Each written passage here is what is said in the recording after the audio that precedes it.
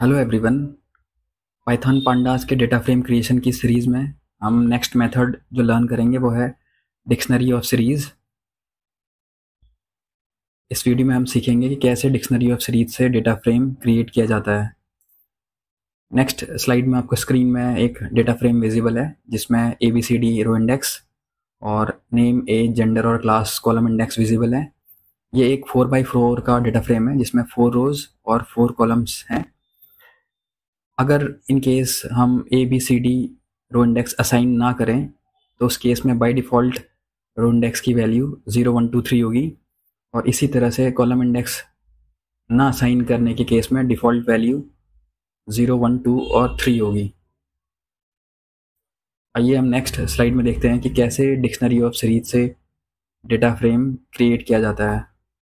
इस प्रोग्राम का पहला स्टेटमेंट है import pandas as P D. इसका मीनिंग है कि हम पांडाज मॉड्यूल को अपने प्रोग्राम में इंपोर्ट कर रहे हैं। उसके बाद S1 equal to P D dot series लिखा हुआ है, यानी कि हम यहाँ पर एक सीरीज़ क्रिएट कर रहे हैं। और क्योंकि ये प्रोग्राम डिक्शनरी ऑफ सीरीज़ से बनाना है तो इसीलिए हम पहले 4 डिफरेंट सीरीज़ क्रिएट करेंगे। हर एक सीरीज़ हर एक कॉलम को डिनोट करेगी। तो यहाँ पर पहली सीरीज़ जो बन रही है वो फर्स्ट कॉलम के लिए बन रही है।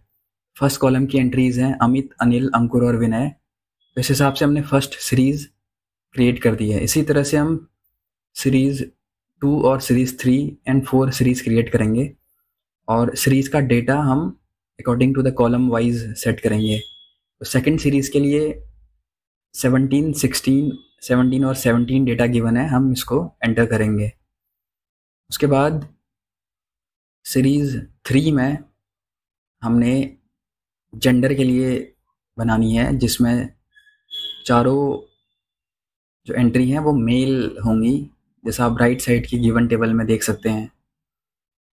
और इस सीरीज़ का नाम है S3।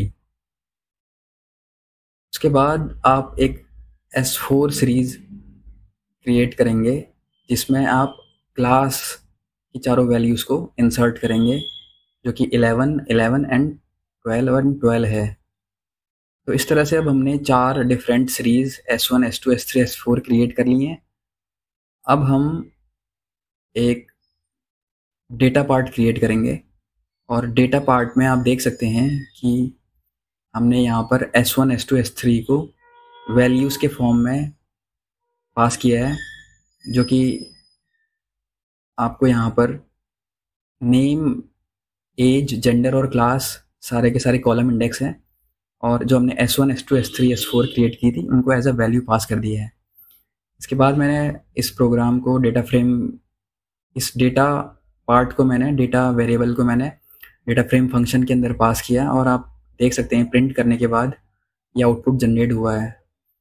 इसमें इंडेक्स की वैल्यू 0 1 2 3 आ रही हैं। तो हमें इंडेक्स अपडेट करने के लिए सारी की सारी सीरीज़ में इंडेक्स डिफाइन करना पड़ेगा।